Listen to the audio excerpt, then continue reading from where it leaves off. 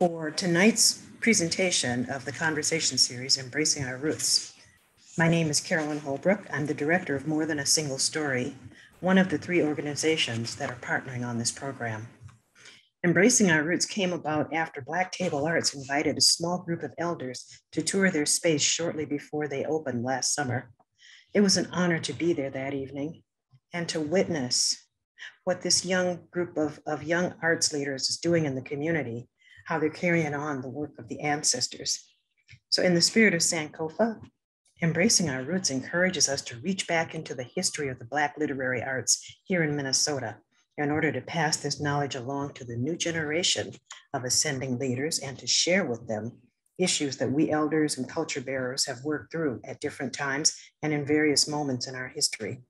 I am grateful that 3 Black-led organizations, More Than a Single Story, In Black Ink, and Black Table Arts are working together to make the series happen and to keep it going.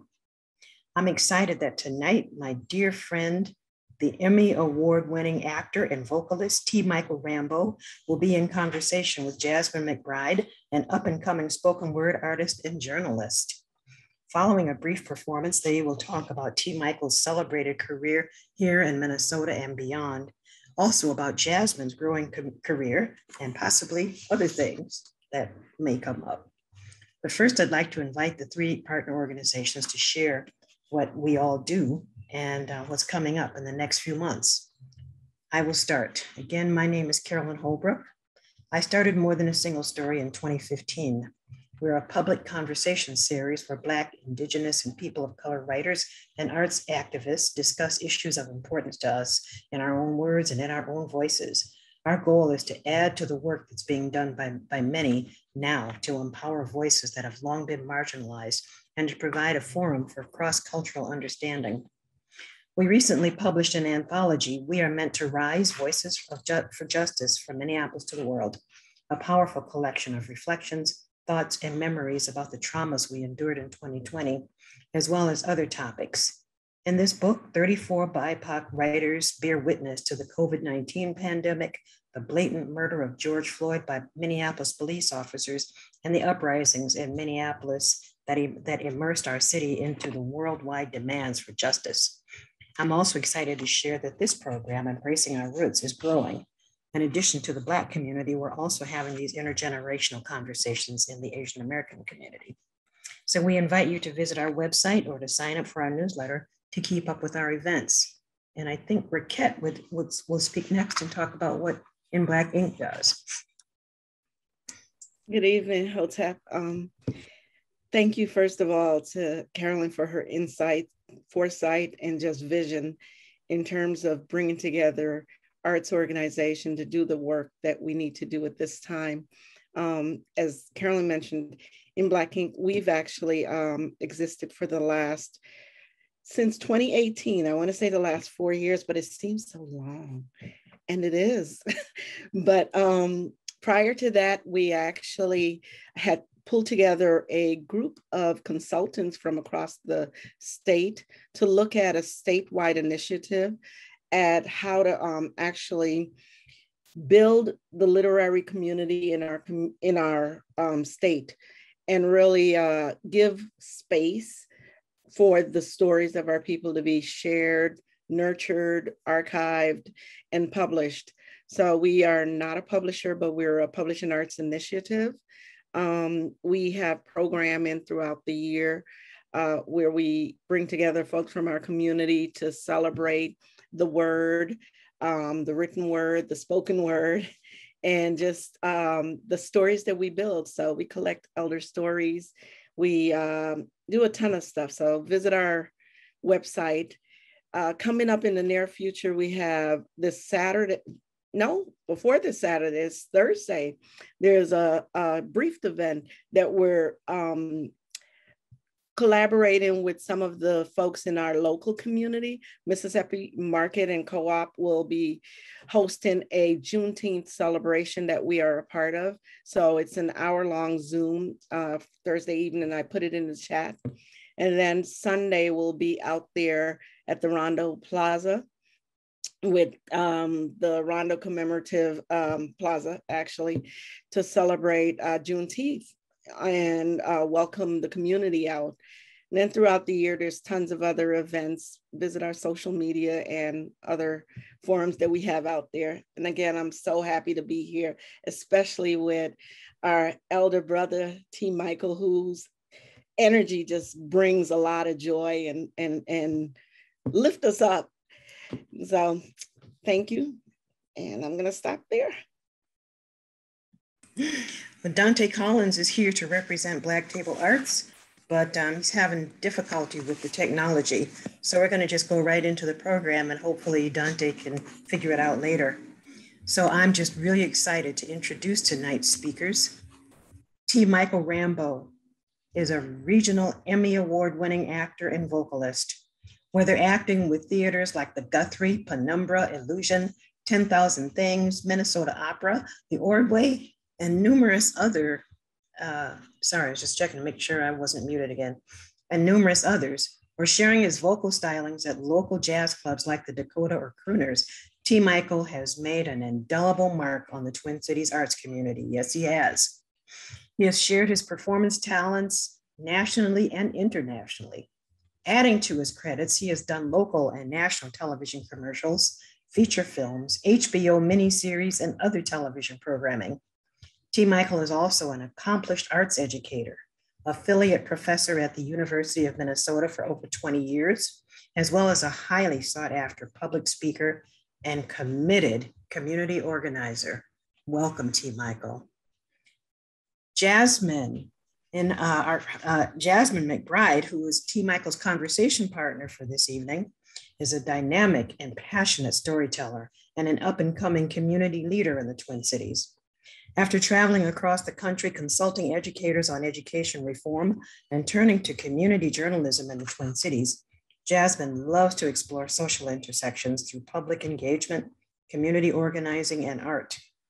Jasmine has paved her way into the worlds of journalism, film, podcasting, and radio, and spoken word, working to travel the world to capture social interaction and rethink politics and societal norms.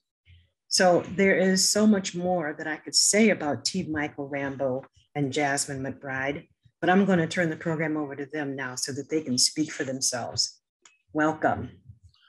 Thank you so very much. It is quite an honor and a pleasure to share the microphone and this opportunity within the construct of this Zoom session with this wonderful woman that I've come to meet just several months ago, Jasmine McBride. And that is really a gift. And so I just look forward to the conversation we'll soon be having. Yes, I can say the same. Your interview is definitely an inspiration for me, and I'm just grateful that I can continue the conversation with you. Beautiful. Well, Jasmine, I guess I should ask, how should we jump off into this conversation we got going here? Well, do you have a piece that you would want to perform? Well, that's interesting that you asked that. I think because we are talking about the merging and the intersection and also the spirit of what it means to collaborate within culture and community, to be consciously committed to culture and community. I think of a song by Jean Lucien. It's really very beautiful in that it speaks to the spirit of the motherland, and it is called Motherland. Where would you go? How would you live? What would you give to the motherland? Who would you be? Can you tell me? Would you walk free in the motherland? You say that you're proud. You say it out loud. But yet you just walk with the crowd and just talk about the motherland. Oh, you say you want to go. Oh, it's time for you to know about the motherland. The day has come when you, my friend, must turn around and go within. Believe me, And even though the history of long ago still follows you and me, remember, the sooner you go, the sooner you'll know it's time for us to go and just talk about the motherland. Hey, hey, hey. Talk about it, talk about it. Oh, talk about the motherland. Yes. Okay.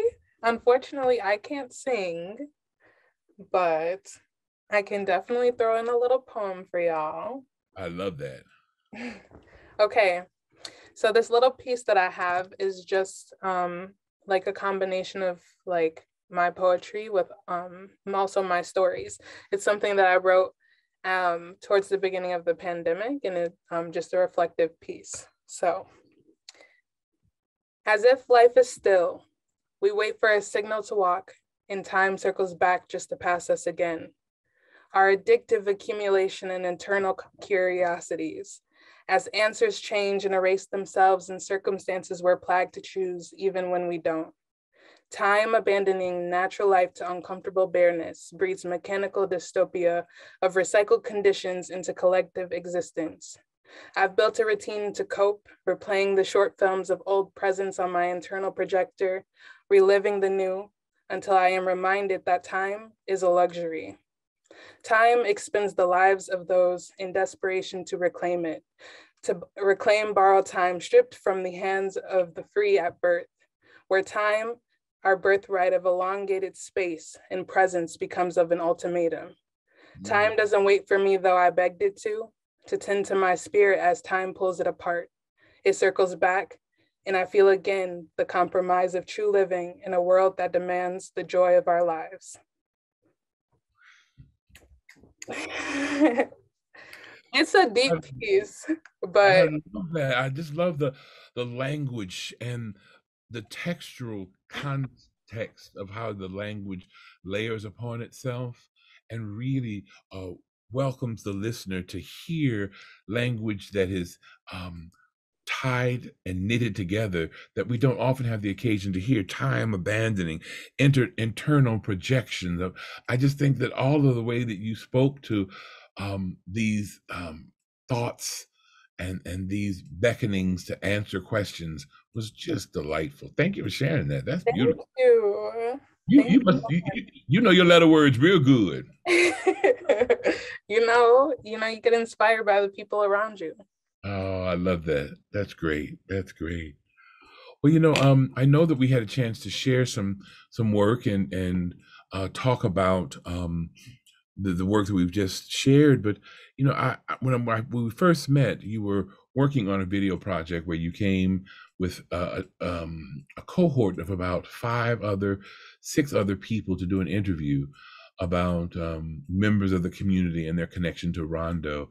And I was so taken by your spirit and your groundedness and the questions that you asked that I just felt very strongly that you would be an ideal person to have this layered conversation and investigation of how intergenerational talk and storytelling and being present could really unfold into something really magical. So I'm ready for any question you might have, or if we just want to talk shop, we can do that too.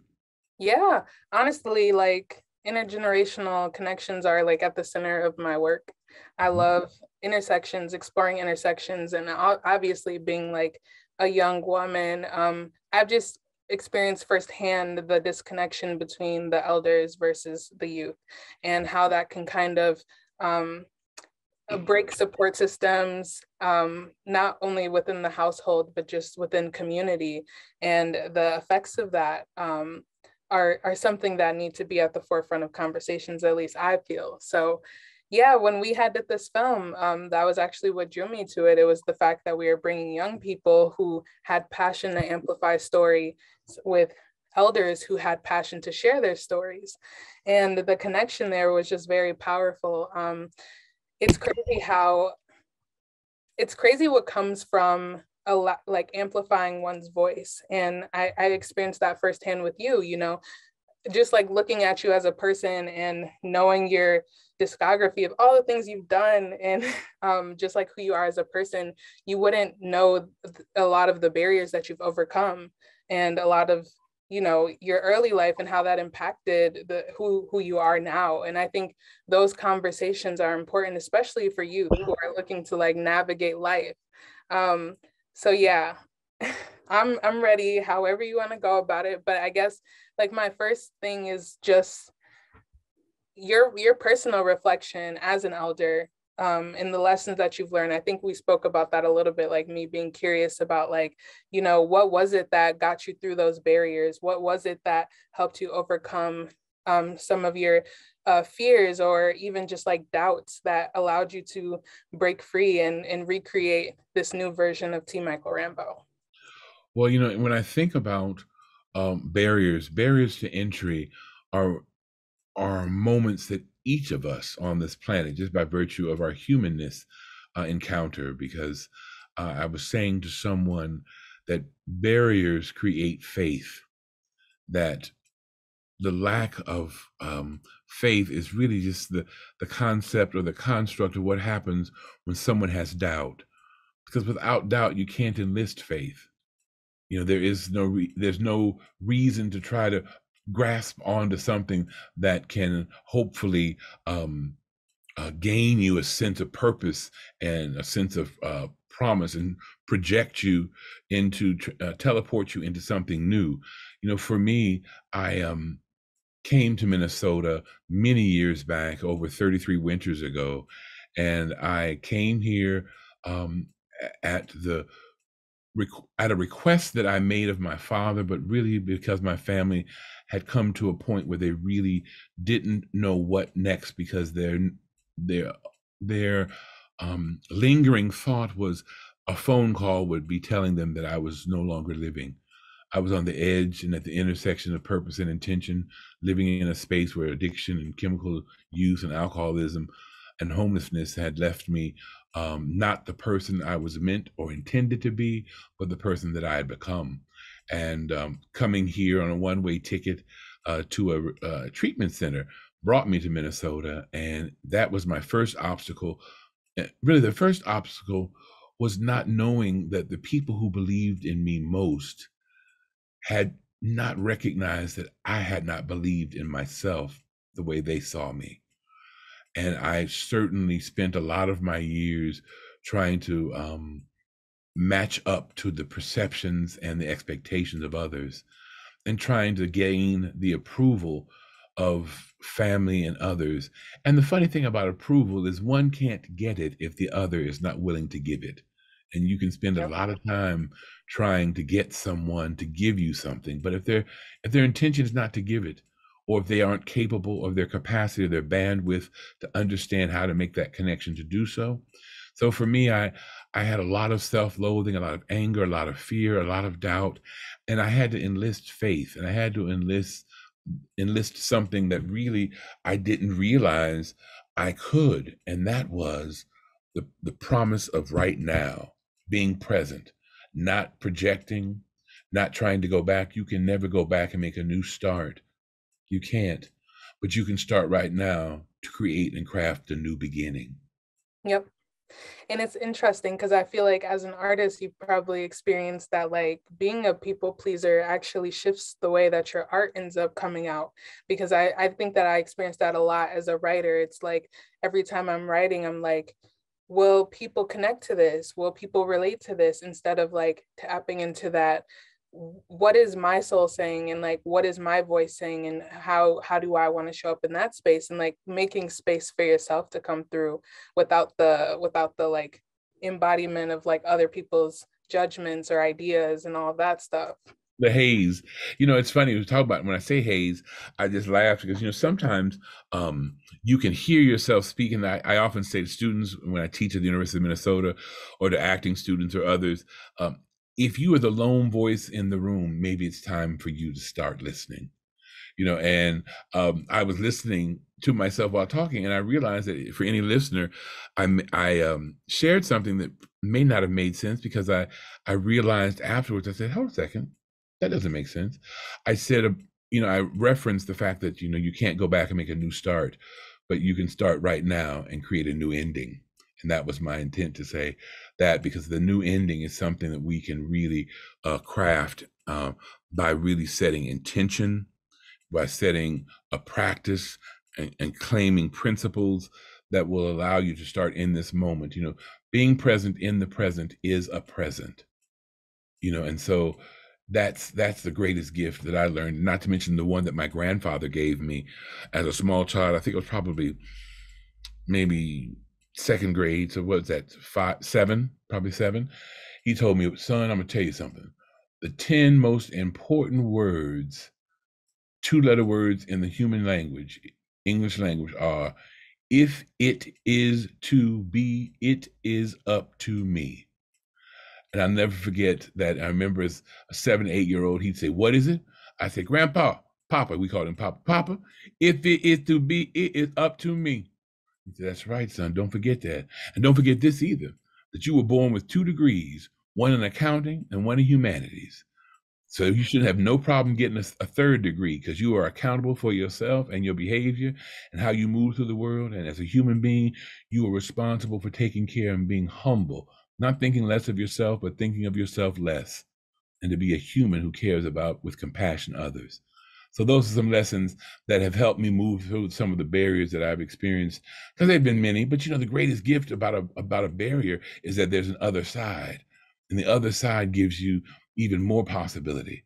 You know, so I'm really very fortunate to have been in Minnesota long enough to find myself and to find people who support me and lift me up. And I found a new friend in you that saw something in me that I saw in you, and that was the potential and the opportunity to get to know someone and to have a connection that allows us to be rooted in conversation, but also in a friendship. So I love that. Yes. Yeah, I think it's interesting that you share that, because I mean, everybody has barriers, and they're all unique in their own way. And I know for a fact, you know, you can label those things as things that are keeping you from where it is that you want to go. But at the end of the day, it's about figuring out how to navigate and do your best against those barriers. And I know, especially like with you being a Black man coming up in Minnesota, Minnesota's not that diverse, but to like pave your own way in the art community and being able to take space up with alongside these other Black organizations and show space and show representation. I think it's very interesting, because without that, like, what does my generation have to kind of build off of for inspiration? It's kind of that same thing of like, when you don't grow up with like leaders that are emulating something you want to be, then you kind of just linger. And, you know, we all need like these idols. And I think we have an interesting community, especially in the elder community. There's lots of history that often gets suppressed here in Minnesota, but just like having like you, and I know a couple of people like Shay Cage, and just like people that come from the Penumbra Theater and just like have been around for so long, kind of fighting the fight of changing their narrative. Like, and I say that because a good mentor of mine always says that, like, change your narrative and be the one in control of your narrative and your story. And yeah, it goes further than just your experience. Like I said, when you shared your experience with me, I was thinking about my life when I went home, and I was just kind of like, why am I pressed about some of these things that I'm going through? You know, like, there are so many people who have had who have faced barriers that I personally wouldn't have thought I was capable of overcoming, or et cetera, but they did it. And it's that inspiration that I feel like builds community and holds community together. So yeah, you know, I love what you were saying when you commented about, you know, thinking about, and not really comparing, but having empathy and acknowledging that others' stories and their narrative can give us cause and pause to reflect and reevaluate what we've allowed to stand in the way in the way of our greater yet to be. And I think that that's a really powerful thing, but it doesn't diminish or minimize that. Yes, a paper cut hurts. And I don't want to ever suggest that your paper cut, if it's painful for you, and say, that ain't nothing. I broke my thumb. I can't operate. I choose not to operate from that space. What I choose to do is be able to hear someone else acknowledge what their threshold is and accept that. My great Aunt Thrillkill, her name was Margaret Thrillkill. And can you get Margaret Thrillkill? She was so funny. She was a hoot. Talking about you would have loved her because she used to say, "Baby, my name is Margaret Thrillkill. I thrills them and I kills them." But anyway, back to the story at hand. She would say, "Baby, you might tolerate bad cooking. You might tolerate body odor, but you don't tolerate people. You either accept them or you don't." Should is the biggest shaming word in the English language. Should shit. Pardon me, listeners. Either you do or you don't. Don't should yourself. It is truly a shaming word. It's intended to keep Black and brown bodies from ever going further. I shoulda. I wish I coulda.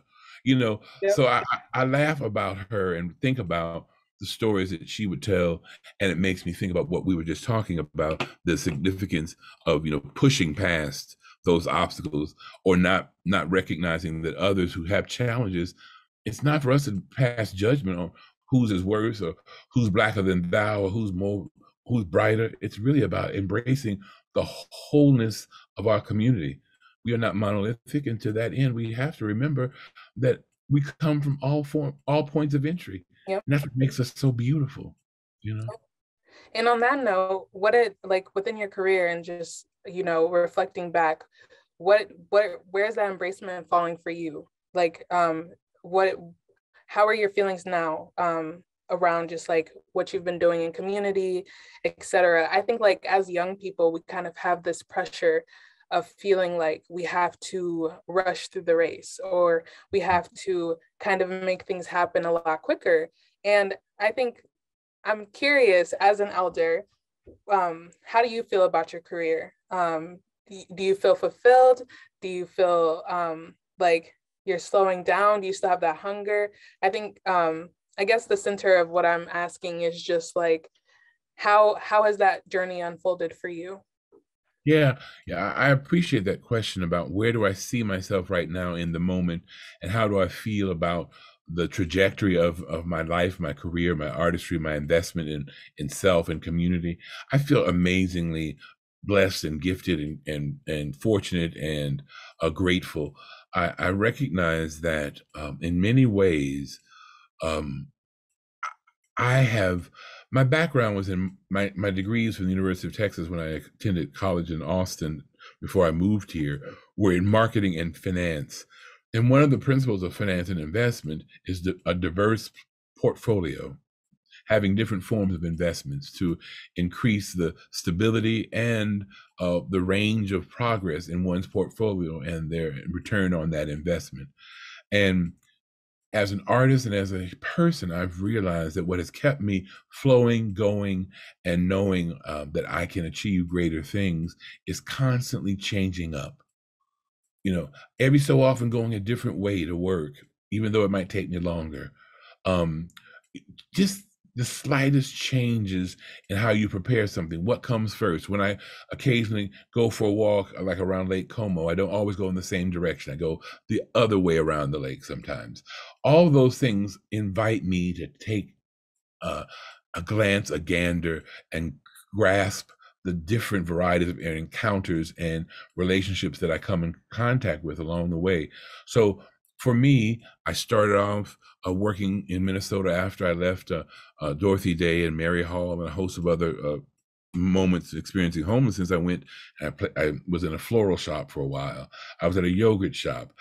I began to sing because I began to act because I wanted to sing, but I wasn't really, I was too embarrassed to sing as Mychael Rambo. So I thought if I got to be a character, I could invest and inhabit a character and sing to my heart's desire, but it wouldn't be me. So it would be okay. Finally, I began to realize, I can move a little. I'm a dance. I'm a act. I'm a sing. I can write stories. I can be in the story. I can help people. I can teach. I can, Alvin Toffler, I said this the other night at an event that Carolyn and I attended, that Alvin Toffler is a futurist writer. He said that the illiterate in the 21st century will not be those who cannot read or write. It will be those who cannot learn, unlearn, and relearn. I've spent this last decade unlearning some very important things, important in that they have taught me that they aren't significant to the journey I'm going, where I'm moving toward. They helped me when I was moving out of where I was, but now it's time to move forward. So I had to let go of those things.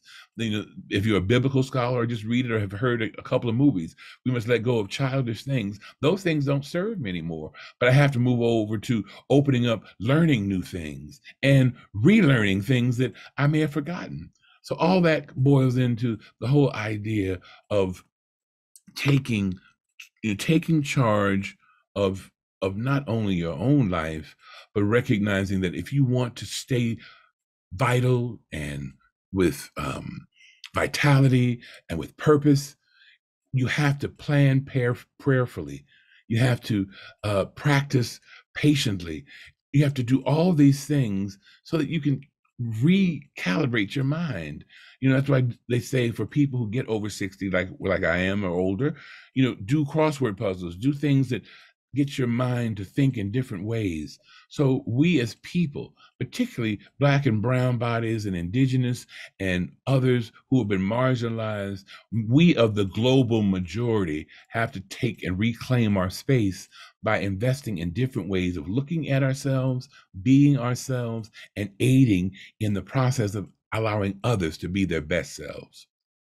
Yeah, I think what you said about like, you know, sharpening your mind and also just like changing some of the ways that you think and being able to learn and unlearn is I find that it's very interesting because a lot of times when like fears present themselves around opportunities, just because of, you know, maybe the narratives that we have built up about ourselves or the labels that we've experienced being placed on us just by who we are, just by the color of our skin, just by our experiences, they end up building this wall of fear that often sends people running away. And I think what's been very interesting is like anytime, especially around opportunities, like anytime I felt nervous or like had fears, anytime I went and faced it head on, I realized on the other side of that, oh, that just changed my thinking around what I believe I can do because I did it.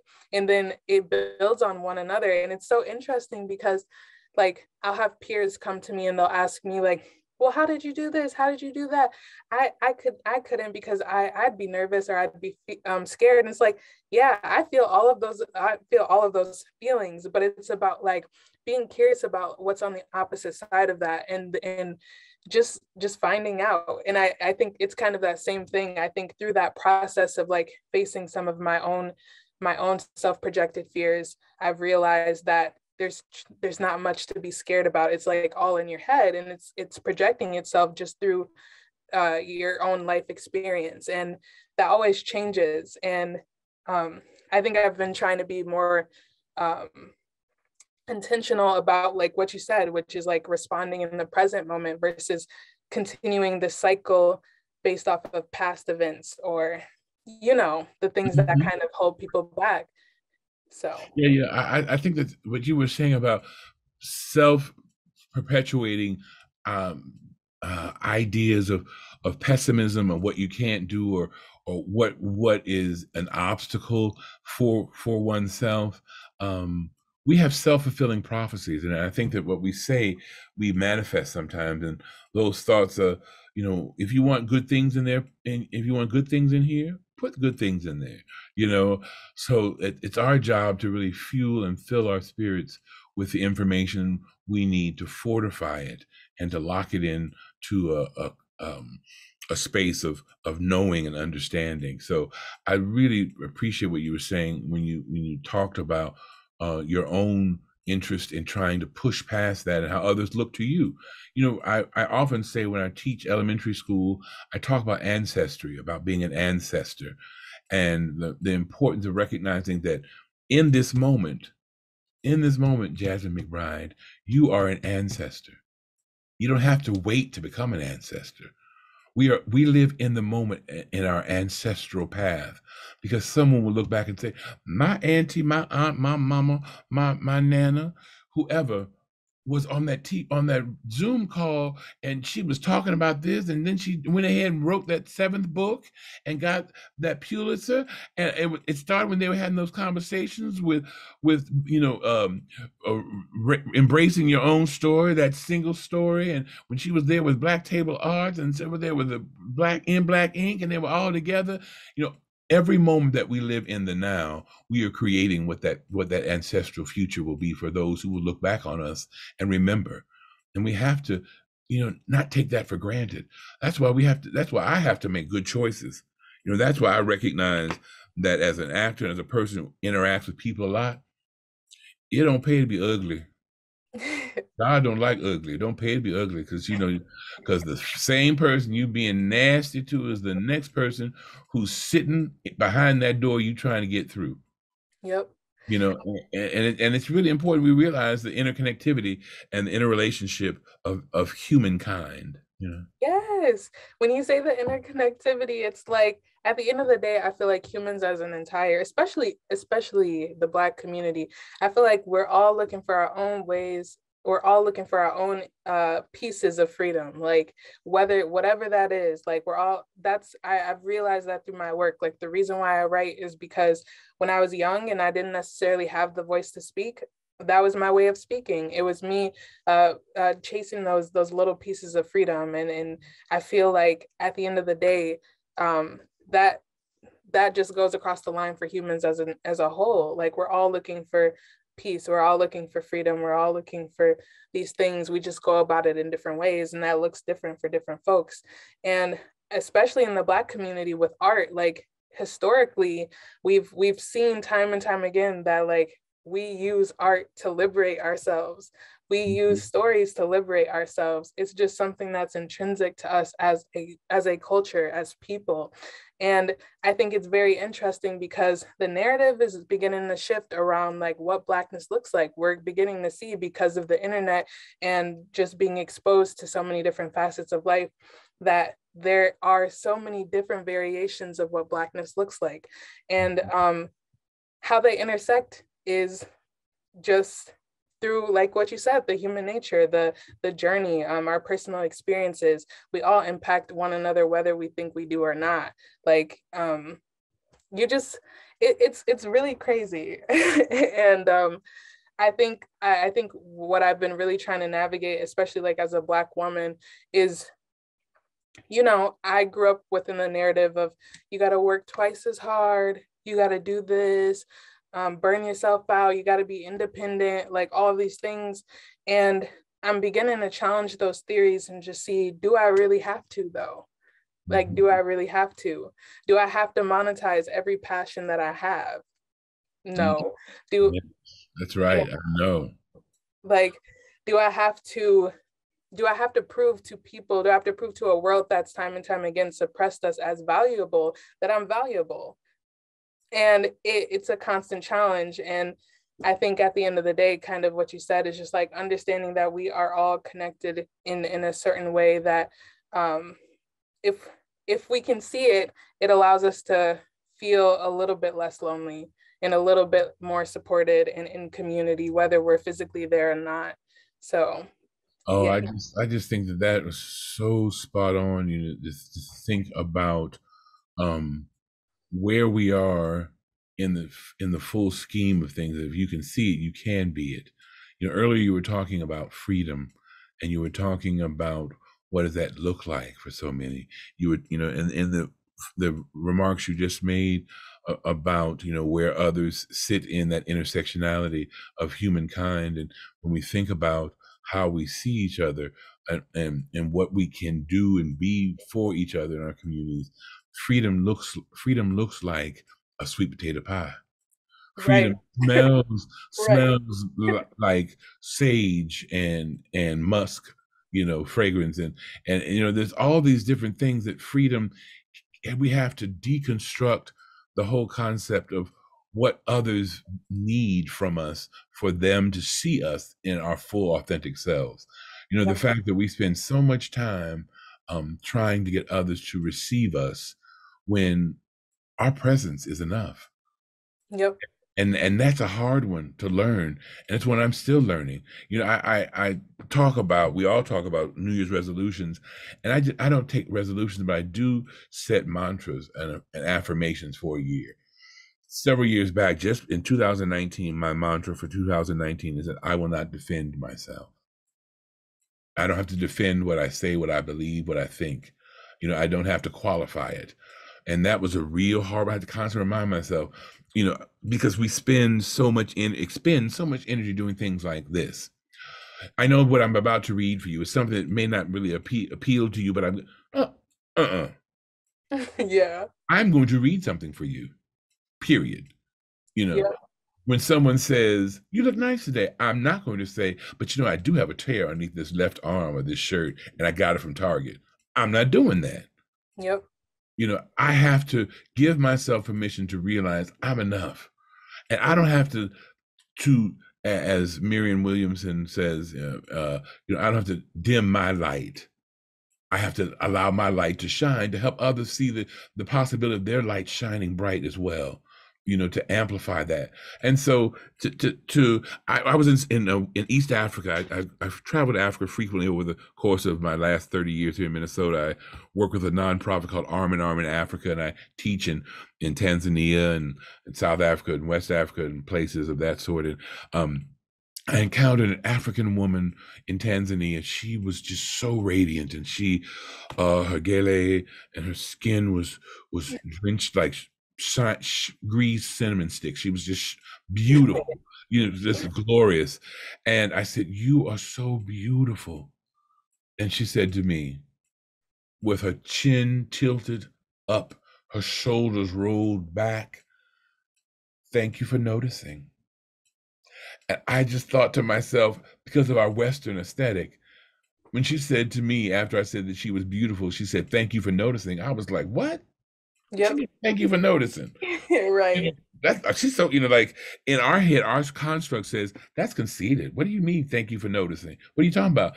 And she said to me, truth hand to God, "I can see you're American, yes?" And I said, "Yes, I am." She says, "I could tell because you looked at me funny when I said that." And the truth is that who I am, my beauty, and how I live in the world is not mine. It is my ancestors. And when you greet and bless and admire and compliment me, you compliment me. You compliment those who have come before me. So yes, thank you for noticing that I come from Wendy McBride and Tamika McBride and every other family member that's on this call, all the people who love and are here to support you and hear you.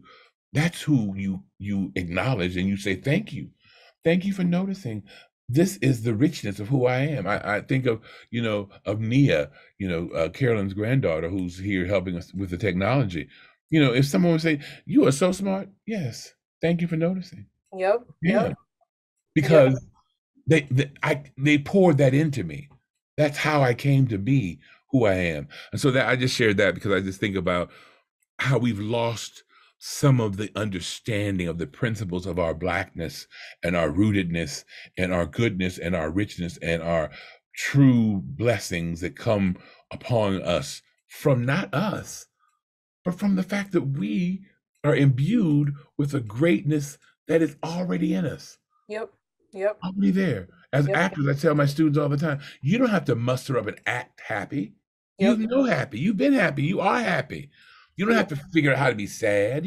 That is who, come on now. Yep. And I think that kind of just falls into what you decide to tap into, you know? Like we have all that within us. And whether you call it God, whether you call it soul, spirit, it exists and it's there for you to tap into whenever you're ready. And yeah, I think kind of like what you said, I think that's the way of reclaiming liberation, like not being afraid to, I think a lot of times, especially in in America, like you said, in a society that's so individualistic and it pins people against each other, it can be a little bit hard to admit that you are worthy and that you are enough, especially as a Black person. Because like you said, in Africa, you know, their values are different. The way that they view each other are different. Their idea of beauty and life is very different. And here, you know, when you're suppressed under that, it definitely can change the way that you view yourself and the way that you feel about yourself. So I think as a young person, that's very inspiring to hear, because it's just like, especially like since I'm like at the beginning of my career, you kind of like built your communities and are deep within it. You can get a little bit intimidated by the great people that are around you, and feel like, will I ever live up to that standard? Will I ever live up to those dreams? Because at the end of the day, you never know. Like, dreams are there, but they're not always promised.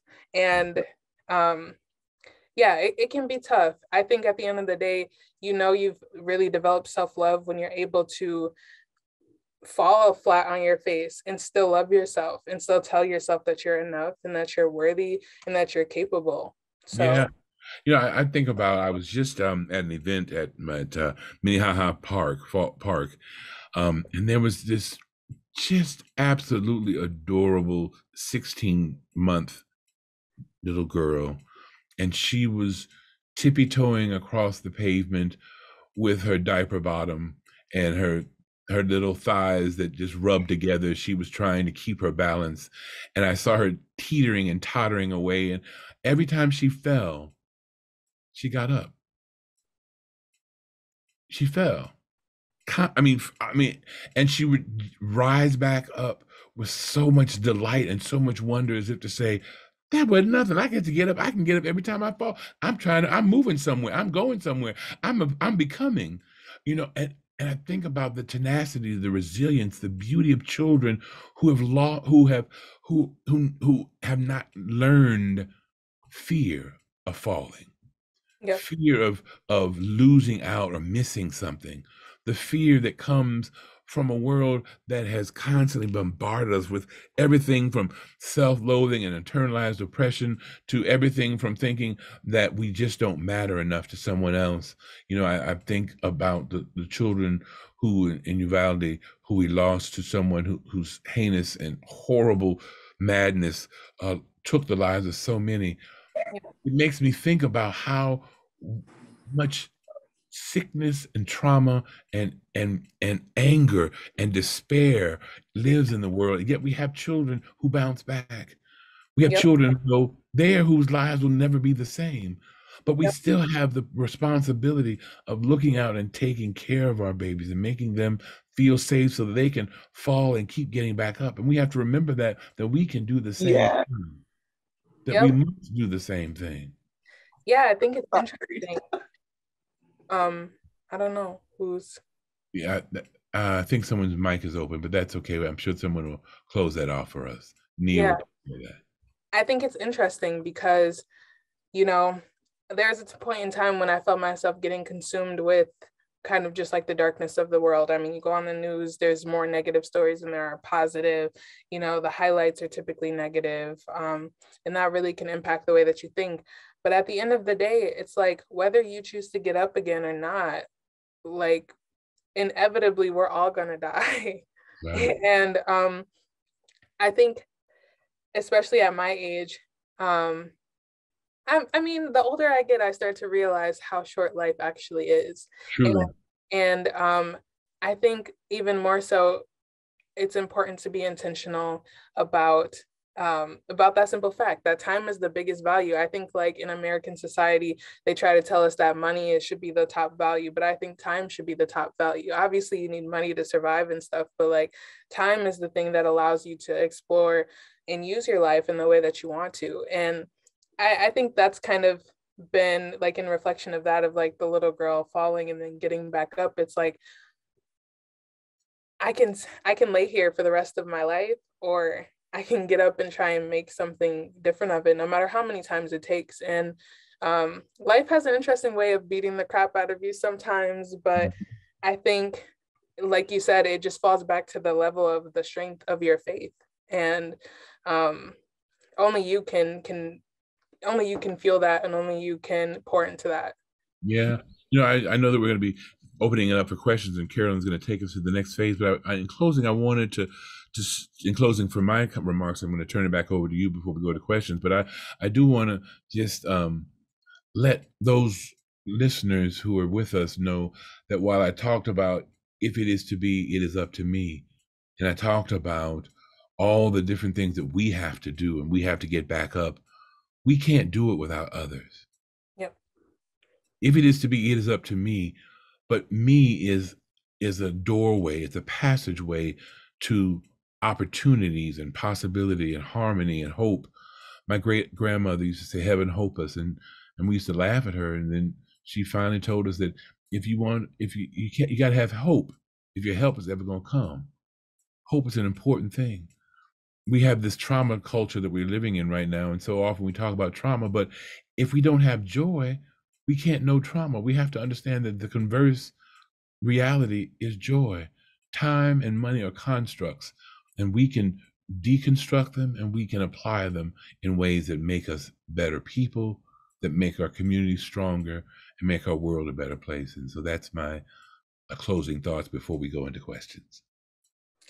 Yeah, and I would say my closing thoughts is kind of just like, it's interesting because like you said, like talking to you, I think kind of what you share are a lot of the thoughts that I think about, whether subconsciously or like actually consciously. And it just goes to show that, again, how connected we are as people and how connected we are just to people we don't even know exist. And that itself is a strong power. And at the end of the day, we have choice, and it's up to us to decide how we choose to use our powers. And I'm just grateful that I'm amongst leaders who are choosing to build and really, I don't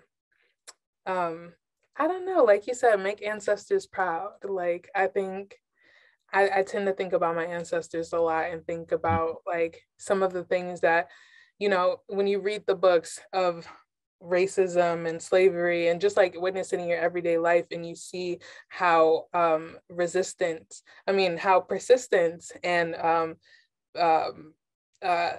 faith carried people through time and time again. Like, it just speaks for itself. So I would say that's my closing thoughts before questions. Well, I'm really glad that we've had a chance to spend some time together. And I guess in just a moment or two, we're going to get a chance to hear if anyone who's been listening has been sparked or inspired or just wants to tag on to something that we've said. So I think, Carolyn Holbrook, if you're out there in the ether, come on and join us.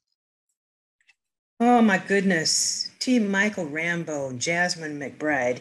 This is such a beautiful, enlightening, insightful, liberating conversation. I know y'all's making the ancestors proud.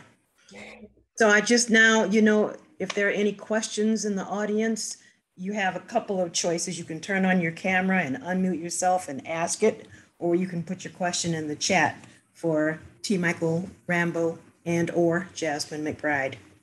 We'd love to hear your thoughts and your questions.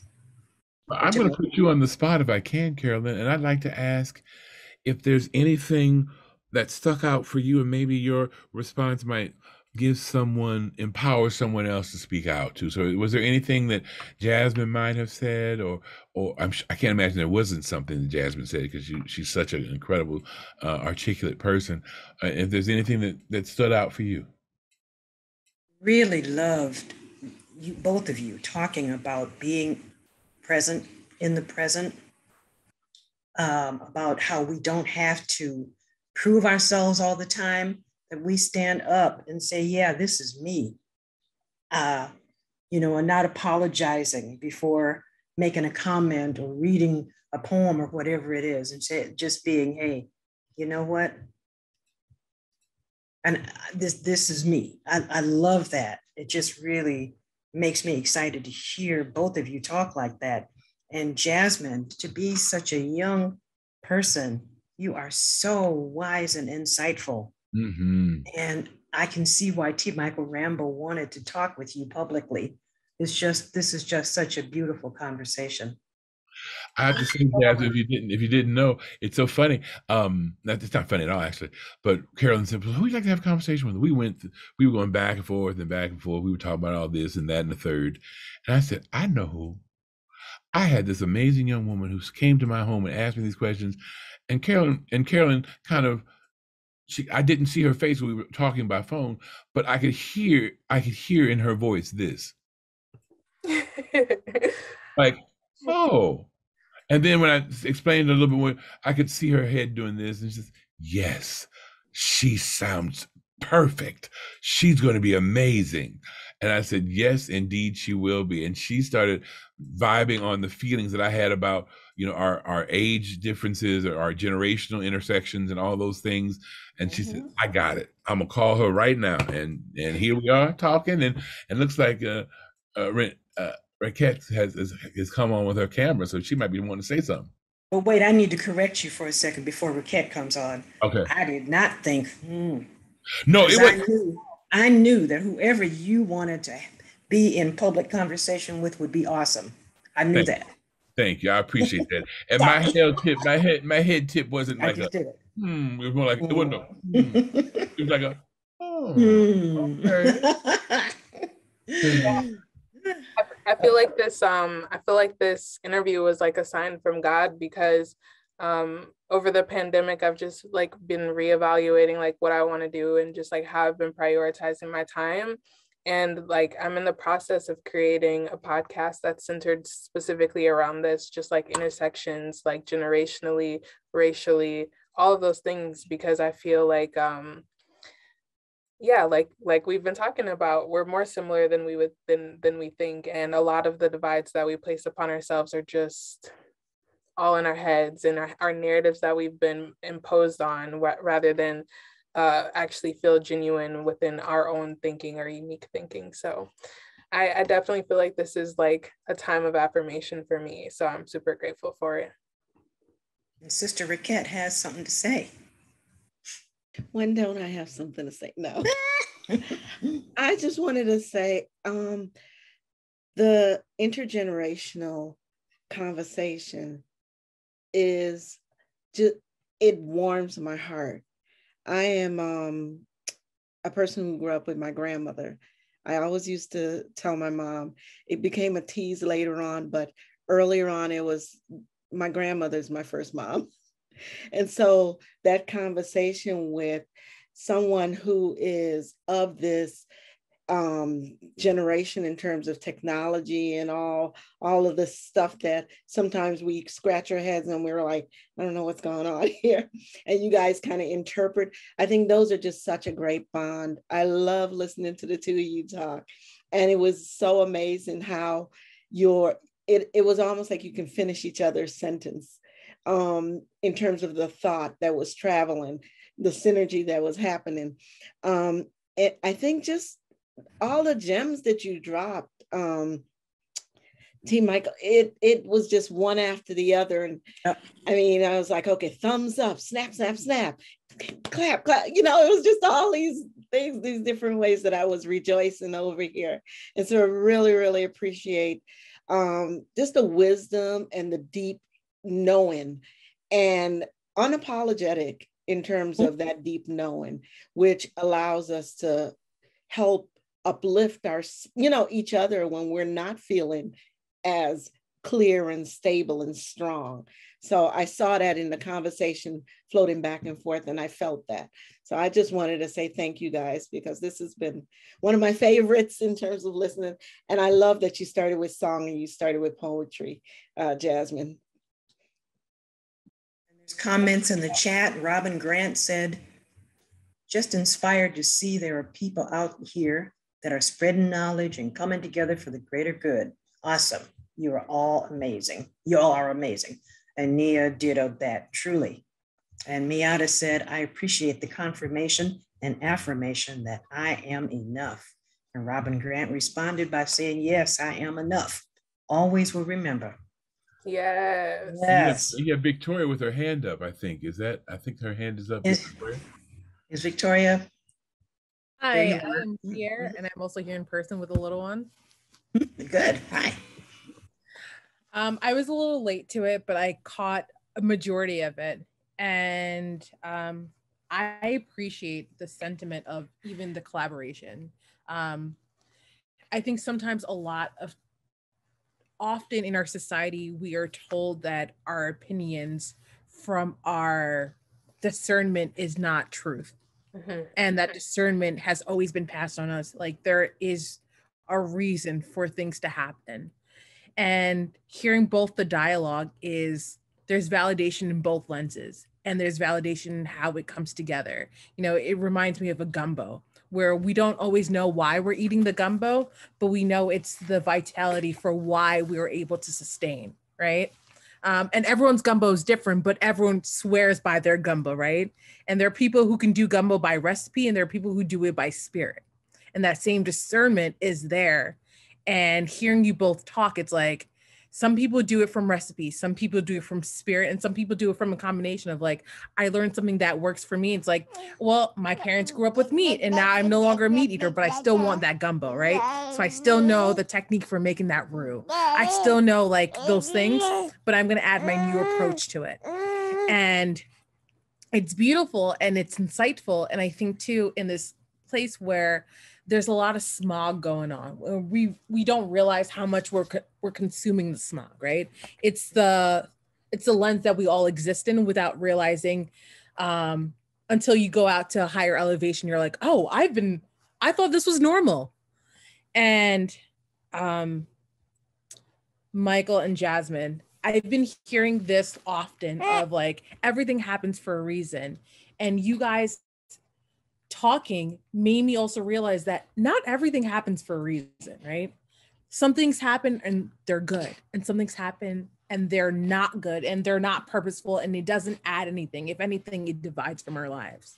So it's like we're constantly going through these like evolutions and de-evolutions of life, and hearing your narratives and your truths in the stages that you guys are in reminded me that, you know, I don't know why this is happening, but I know it's happening. And sometimes it hurts. And I think especially when we talk about loss, right? We've all been existing in this paradigm of grief without even realizing that we're still grieving in different ways, whether it's apartments or jobs or relationships or statuses that we thought we had to fulfill in society, and we're no longer fulfilling those roles, right? Jasmine, like it hit me so much where I come from a diaspora that says you had to be A, B, and C, and D to be successful. And I'm stepping away from that. And I'm also mourning the loss of that identity that I thought that I had for myself, right? And it's still a grieving process, and it's still heavy. Like, you know, there's some days I still show up and I'm like, I'm not who I am. And I go through this turmoil of life of saying that like, that wasn't my stuff, but I've carried this burden for so long. You know, like I remember hearing that this person grieved themselves to death, right? But that pain is real. So, you know, like, I just want to say thank you for also planting a seed of whatever it may come. Because some plants, some seeds bear fruit and some don't. And it doesn't make it any less meaningful, the fact that you still planted it. Yes. Come on now. Thank you so much, Victoria. That's beautiful. It doesn't diminish the fact that you planted the seed. Yes. Thank you. Yeah. I love that. I would just put out an affirmation that I typically give myself, which is like, none of us asked to be born. At the end of the day, our only expectation is to exist, however you choose to do that. And as long as you can continue showing up in that way, you're doing the damn thing. That time, right? Like it's this immense thing that's told that like you have enough, but like, do you, right? You know, the adage of time is never promised, but it literally never is, right? Yeah. The only thing you are guaranteed is you're going to die. Yep. But how can we do it well? And how can we do it with grace? And, I think it's having me like renegotiate these relationships I have, even within my own self, of saying that like, am I giving myself enough time, right? Am I leaving a legacy for her? Yep. Thank you. Yeah. Thank you. I'm sending you lots of love and affirmation over there. If we're going to heal, let it be glorious. That's nice. Amen. And a woman too. That's right. Hey, Team Mychael. A woman too. All right. Yeah. Maybe could you share how people could find your work or like connect to your work? Yeah, that's a very thoughtful. I have to tell you that we were already talking earlier about about needing the young people in our lives to help us kind of. I don't have a website. I don't have uh, Chat Insta or Snap Book or any of those things. So the best way to find out about what I'm doing is I can share that I'm currently in a play called 12 Angry Men, a musical. And it's a version of a 1957 film that was initially a play that won a Tony and then went on to won an Oscar for the lead with Peck. So the bottom line for me, when you talk about the bottom line, and at the end of the day, I exist in community just wherever I can. Like on Friday, I'll be doing the peace celebration here in St. Paul with Melvin Giles, which will happen here at the Sculpture Garden here in St. Paul on Marion, right there at 94. I'll be doing a Juneteenth event and Father's Day event at the Dakota with Ginger Commodore, Jeff Jones, Dennis Spears, and Charmin Michelle. The play I was talking about, 12 Angry Men, a musical, is going to be at Theater Latte Da, and it opened on June 11th and runs through July 17th. I'm fortunate that I'll be coming back on stages doing the Buddy Holly story at the History Theater, doing Beauty and the Beast at the Ordway. I'll be playing Belle, the lead character Belle, her father. There's an African-American woman playing Belle in Beauty and the Beast, and I'm her dad. So that's a really cool thing that the Ordway is re-envisioning how to tell that story. And then I'll be with Regina Marie Williams with another theater reimagining Dolly. So Hello Dolly is going to be done with an African-American woman playing Dolly, and I'll be her love interest in that play.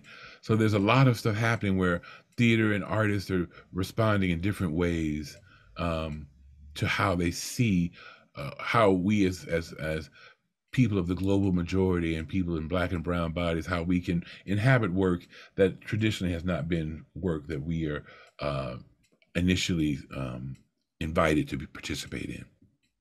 Okay. Mm-hmm. Jasmine, how can we find you? There you go. Well, a lot of what I'm doing is centered with Georgia Fort's Black Press. I'm a part of their culture cast now, so doing a lot of audio reporting, and we'll be doing some profiles on some wonderful Black women in the artist communities for the Springboard for the Arts. So you can find me at blackpress.com in a lot of my writing and journalism there. And then I will put my social media in the link. I haven't been as active because I'm a soon-to-be mother, and I've just been preparing for that, giving myself some space for that. But then after that, I'll be a lot more active on social media because I am a Gen Z. You know, we need our social media, but as of right now, you can find me there and just on social. Okay. Yes, I love that. Yeah. So everyone, oh my goodness, this is so lovely. I just want to remind everyone that Embracing Our Roots is a conversation series where Black elders and young people talk together about, you know, the scene, just as Jasmine and T. Michael did. We are probably going to take the summer off and come back with something powerful in the spring, in the fall. In the meantime, though, I would love it if T. Michael and Jasmine would sign off with another performance, close out the evening, which I know I caught y'all by surprise, right? Look, we just talked about not having to being unapologetic and not qualifying and being enough. So Right. Whatever we do is blessed by the best and the ancestors. So Right. thank you for noticing. Thank you for noticing. My only question is, Jasmine, would you like to go? Would you have something ready, or would you like me to go? Yeah, I'll go so that we can end with your vocals or whatever you got for us. So here's a little poem I got. If my body is water, catch me as I rain and stick through the storm. My recurring growth, waiting, patient, as my last trickle tames, knowing that soon my barrens will sow. If your heart is still open and you'd leave it to me, I'd fall deep inside and swim, nourishing, rinsing, becoming the flow of additional love in warmth and glow. Mm. Mhm. That is right on with the warmth and the glow. And I think that's going to help me decide which of the two songs I was thinking of. And I think this is really apropos in that you talk about glow. And for one's light to shine, they have to understand that the power that lives within them can manifest if they believe. There's a light that shines brightly in each of us. And that light is illuminated and continues to glow when we have the confidence, when we have the clarity, when we have the compassion, the courage, and the centeredness to know that believing is the process toward being. If you believe deep in your heart, you know that no one can change the path that you must go. Believe what you feel and know you're right, because the time will come around when you see it's yours. Believe there's a reason to be. Believe that you can make time stand still and know from the moment you try, if you believe, then you'll be there. Believe in yourself right from the start. Believe in the magic inside your heart. Believe all these things, not because I told you to. If you believe in yourself, yes, Lord, if you believe in yourself, oh yes, if you believe in yourself, like, oh, I believe in you. Mm. All right, beautiful. Thank you, thank you, thank you both. Thank you everyone for being here. And just one more little minute here. Question: Would you guys be open to doing this again in the future?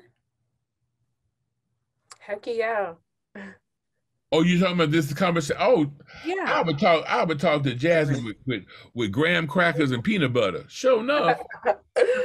Because the cadence of it is so natural. Like, you would have thought that you guys have befriended each other in another life, or maybe you have, and maybe that's why it feels so. They have. As a voyeur, I'm just like, wow. Like, you can't fake the funk. Thank you so much. I appreciate you saying that. I really do. Thank you, All right. everybody. Yeah. Thank you. All right, so everyone have a very pleasant evening. Go to sleep, dream about the love that your ancestors have for us, and wake up in the morning feeling enlightened, refreshed, and ready to face the rest of life with promise and love.